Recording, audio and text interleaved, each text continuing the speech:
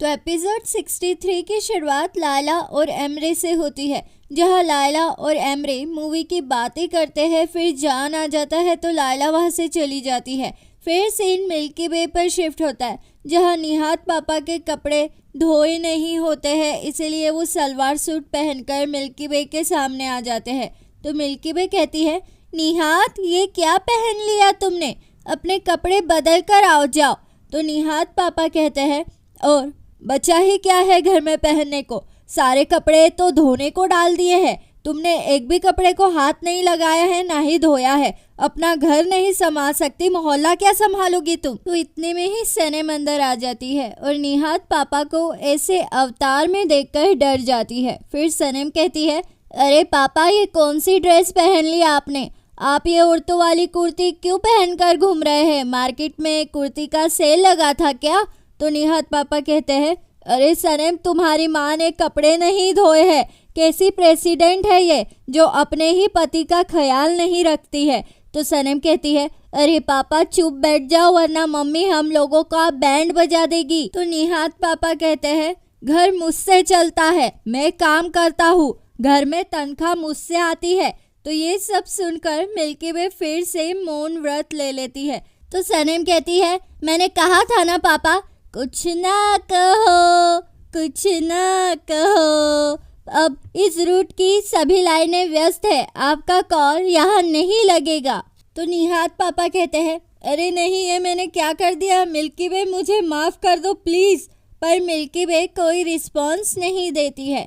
फिर सीन लायला पर शिफ्ट होता है। वो टैक्सी से उतरती है तो उस्मान उसे देख लेता है। फिर लायला भी उस्मान को देख लेती है तो वो उससे माफ़ी मांगती है उसके साथ न जाने के लिए। तो उस्मान कहता है, अरे लायला कोई बात नहीं, वैसे तुम कहाँ थी। तो लायला कहती है, मैं तो मिस्टर एमरे के साथ थी आज सुबह से, क्योंकि उनका ख्याल रखने के लिए वहाँ कोई नहीं था।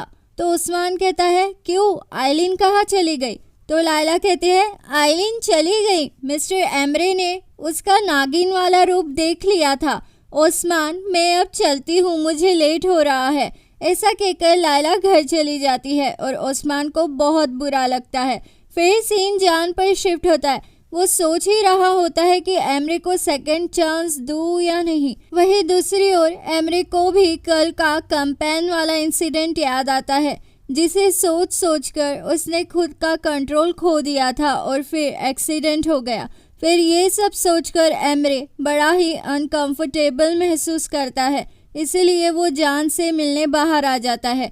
फिर बाहर आकर एमरे कहता है, भाई मुझे माफ़ कर दो, मैं बहुत ही एम्बिशियस हो गया था, मैंने जलन, गुस्सा, बदला, लालच, इन सब चीज़ों को महसूस किया है, पता ही नहीं चला कि कब देखते देखते मैं एक बुरा इंसान बन गया। इतने में ही एमरे को आइलिन का फ़ोन आता है तो वो फ़ोन कट कर देता है।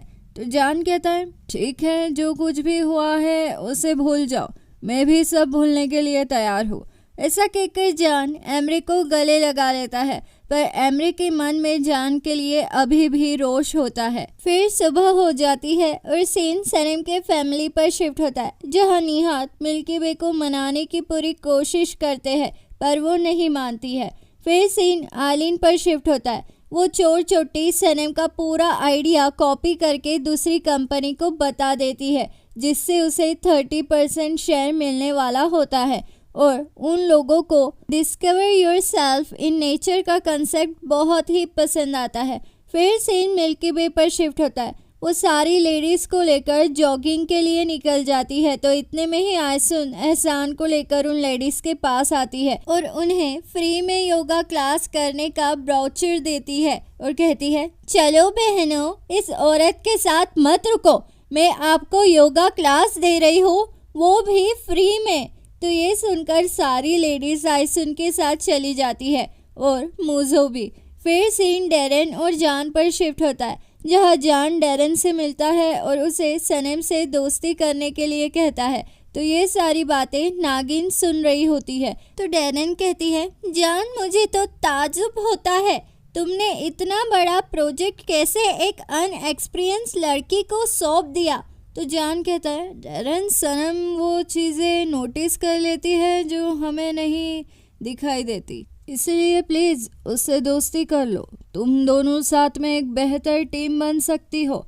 तो ये सब सनम बाहर से सुन लेती है और उसे बहुत ही अच्छा लगता है, इसलिए वो फ्रेंडशिप का हाथ बढ़ाने डैरन के लिए खुद ही चाय बनाकर लाती है और उसे देती है। फिर सीन कैंपस स्पोर्ट कंपनी और उस कंपनी पर शिफ्ट होता है जिसको आइलिन ने सनम का आइडिया बताया था। वो चोर चोटी कंपनी कैंपस स्पोर्ट कंपनी से कहती है, हमारा स्लोगन है डिस्कवर योरसेल्फ इन नेचर। और फिर ऐसा कहकर वो लोग सनम और जान के तैयार किए गए सैंपल्स कैंपस स्पोर्ट्स कंपनी को बताते हैं। तो ये देखकर बाम्बी बहुत ही शॉक हो जाती है। फिर सीन जान पर शिफ्ट होता है। वो लोग भी मीटिंग की तैयारियां कर रहे होते हैं। तो जे कहता है, मुझे पक्का यकीन है कि ये प्रोजेक्ट हमें ही मिलेगा। तो जान कहता है, हाँ क्यों नहीं, वैसे इसका पूरा क्रेडिट सनम को जाता है। तो सनम, ये रहा तुम्हारा गिफ्ट। तो सनम जैसे ही उस गिफ्ट को खोलती है उसमें से एक चाबी निकलती है। तो चाबी को देखकर सब शॉक हो जाते हैं कि ये किस चीज़ की चाबी है।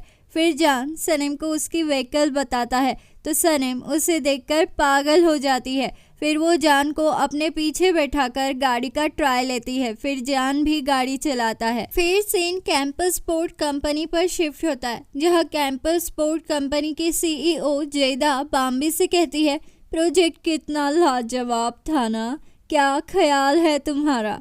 तो बाम्बी उसे कहती है, जैदा ये प्रोजेक्ट फिक्री हरिका का है, इन लोगों ने चुरा कर तुम्हें बता दिया, पर मुझे ये समझ नहीं आ रहा है कि ये किसने किया होगा और ये हुआ कैसे।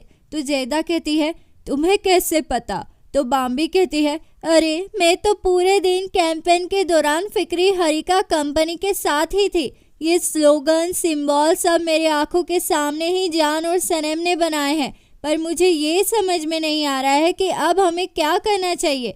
तो जैदा कहती है, आओ मेरे साथ, चलो चलते हैं। फिर सीन लायला पर शिफ्ट होता है। वो एमरे से बात करती है। फिर सीन सनम और जान पर शिफ्ट होता है। वो राइड के मज़े लेकर वापस लौट आते हैं। तो लायला सनम के अचीवमेंट के लिए बहुत खुश होती है। फिर वो सनम को बताती है कि मिस्टर एमरे ने जान को मना लिया है और जान ने मिस्टर एमरे को माफ़ कर दिया है। इतने में ही कंपनी में बाम्बी और जैदा आ जाते हैं। तो सनम उन्हें डैरन के ऑफिस में लेकर जाती है। वहाँ बाम्बी जान से कहती है, जान तुम्हारे ऑफिस में ज़रूर कोई जासूस है। हम आज जिस कंपनी से मिले उस कंपनी ने पूरा की पूरा हमारा प्रोजेक्ट बताया। तो ये सब सुनकर आइलिन बहुत ही चिढ़ जाती है। उसे डर लगने लगता है कि कहीं उसका पर्दा फाश ना हो जाए। तो जान कहता है, पर कैसे, चलो मीटिंग रूम में चलकर बात करते हैं। फिर मीटिंग रूम में जान पूरा प्रेजेंटेशन जैदा को बताता है।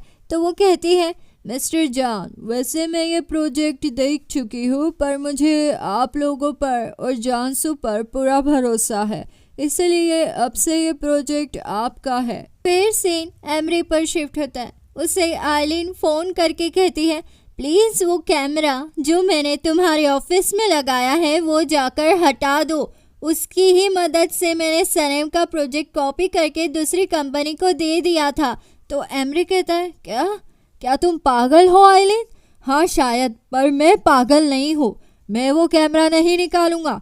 तुम ही ये इलीगल काम करती बैठो और जेल में सड़ो। तो आइलिन कहती है, अच्छा तो तुम ये नहीं करोगे, पर कैसा होगा अगर ये सब मैंने तुम्हारी माँ हुमा को बता दिया तो ये सुनकर एमरे बहुत ही डर जाता है। फिर सीन जान की कंपनी पर शिफ्ट होता है। वो प्रोजेक्ट मिलने की खुशी में नाचते हैं और जैदा जान से कहती है, प्लीज़ उस जासूस को जल्द से जल्द ढूंढ निकालना, और हाँ तुम्हारी पेमेंट मैं तुम्हें शाम तक कर दूंगी। तो जान और जैदा को साथ देखकर बाम्बी सनम से कहती है, वाह क्या जोड़ी है। तो सनम को बुरा लग जाता है और वो वहाँ से चली जाती है। फिर सीन मिल्की वे और मुजू पर शिफ्ट होता है जहाँ मुजू मिल्की वे से कहता है, आंटी क्यों ना हम भी कुछ नया करें, हमारे पास तो कोई आइडिया नहीं है पर मोहल्ले वाले हमें आइडिया दे सकते हैं। ऐसा कहकर मुजो आइडिया लेने मोहल्ले में चला जाता है। फिर सीन ऑफिस में शिफ्ट होता है जहां जान बार बार सनम और जेजे की ओर देखता है। तो उन्हें लगता है कि जासूसी के लिए शायद मिस्टर जान उन पर शक कर रहे हैं। इतने में ही एमरी वहां आ जाता है। तो डैरन उसे आज के हादसे के बारे में सब कुछ बता देती है। तो एमरे नाटक करते हुए कहता है, क्या, पर ये कैसे हुआ? तो जान कहता है, पता नहीं, चलो तुम मेरे कैबिन में आ जाओ। तो एमरे कहता है, हाँ रुको मैं आता हूँ। फिर लायला एमरे से मिलती है। तो डैरेन कहती है, क्या ये आइलिन का काम हो सकता है क्या? तो एमरे झट से मना कर देता है। फिर सीन जान पर शिफ्ट होता है। वो डैरेन को अपने कैबिन में बुलाता है और डैरेन सनम से कहती है, जाओ मेरे कैबिन में से फाइल ले आओ। तो सनम जैसे ही फाइल लाने जाती है उसे वहाँ डैरेन के कैबिन में एमरे दिखता है। उसके हाथ में वो कैमरा होता है पर सनम उसे नहीं देख पाती है। इतने में ही फेब्री वहाँ पर पहुँच जाता है। वो सनम को यहाँ वहाँ की बातों में उलझाकर उसे वहाँ से लेकर चला जाता है। फिर सीन मिल्की वे पर शिफ्ट होता है, जहाँ वो मोहल्ले वाले की मदद से अपनी एक लाइब्रेरी खोलने के लिए सबसे उनकी किताबें मांगती है। तो सारी औरतें मिल्की वे की हेल्प करती है। तो मूजो कहता है, अरे मैं आदमियों की भी हेल्प मांग लेता हूँ। तो इससे पहले कि मूजो आदमियों से हेल्प मांगता, वो सारे के सारे वहाँ से भाग जाते हैं। फिर सीन सनम और फेब्री पर शिफ्ट होता है, जहाँ फेब्री सनम को ज़बरदस्ती परफ्यूम के लिए कॉन्ट्रैक्ट साइन करने के लिए कहता है। तो इतने में ही वहाँ जान आ जाता है। वो फेब्री से कहता है, सनम ये कॉन्ट्रैक्ट साइन करने से पहले अपने लॉयर को बताएगी और ये बेनिफिशियल है या नहीं। ये बेनिफिशियल रहा तो ही वो साइन करेगी। तो ये सुनकर फेब्री को मिर्ची लग जाती है। वो जान से कहता है, ये तुम्हारा बिजनेस नहीं है, तुम क्यों इसमें इंटरफेयर कर रहे हो? हाँ, ये मेरा और मिस सनम का मामला है और वैसे भी मैंने तुम्हारी कंपनी को बचाया है, तब तुम कहाँ थे? हाँ। तो जान कहता है, मुझे ये पता नहीं था कि सनम मेरे लिए खुद का परफ्यूम बेच रही है, वरना मैं ये होने ही नहीं देता। तू रुक एक मिनट, तुझे परफ्यूम चाहिए ना? रुक, मैं तुझे परफ्यूम देता हूँ। ऐसा कहकर जान फेब्री को $4 लाख का चेक देता है और कहता है, ये ले परफ्यूम की कीमत ले ले। तो डैरेन जान को ऐसा करने से मना करती है और सनम भी, पर जान नहीं मानता है। इतने में ही फेब्री कहता है, तुम कुछ भूल रहे हो, मैं हर चीज़ की हमेशा डबल कीमत लेता हूँ जान। फेब्री के ऐसा कहते ही जान उस पर चिढ़ जाता है और कहता है, डबल चाहिए तुझे भिखारी, डबल चाहिए तुझे? तो जान को इतने गुस्से में देखकर सनम घबरा जाती है और कॉन्ट्रैक्ट साइन कर देती है। तो जान उस कॉन्ट्रैक्ट को फाड़ देता है और फेब्री से कहता है, ये ले भिखारी, तेरे $8 लाख की चिल्लर तुझे भीख में दे दी मैंने। तो डैरेन कहती है, जान प्लीज रुक जाइए, हमारे पास इतने पैसे नहीं हैं। पर जान रुकता नहीं है। तो सनम उसे रोकने की कोशिश करती है तो जान उसका हाथ पकड़कर उसे वहां से लेकर चला जाता है। फिर इतना इज्जत का पंचनामा होने के बाद फेब्री भी अपना चेक उठाकर वहां से चला जाता है। फिर जान सनम से कहता है, सनम तुम्हारा परफ्यूम वो सिर्फ मेरा है, सिर्फ मेरा। तो अब आगे क्या होगा? जान इतनी बड़ी रकम कहाँ से लाएगा? वो सनम को कैसे बचाएगा? आगे क्या होगा जानने के लिए बने रहिए मेरे चैनल दीवाने हैं हम पर। जल्द मुलाकात होगी अगले एपिसोड में। लाइक शेयर सब्सक्राइब कर दो, अच्छे लगे हम तो मानो इतनी सी बात, दीवाने हो तुम तो। लाइक शेयर सब्सक्राइब कर दो, अच्छे लगे हम तो मानो इतनी सी बात, दीवाने हो तुम तो। अलविदा दीवानों, जल्द मुलाकात होगी अगले एपिसोड में।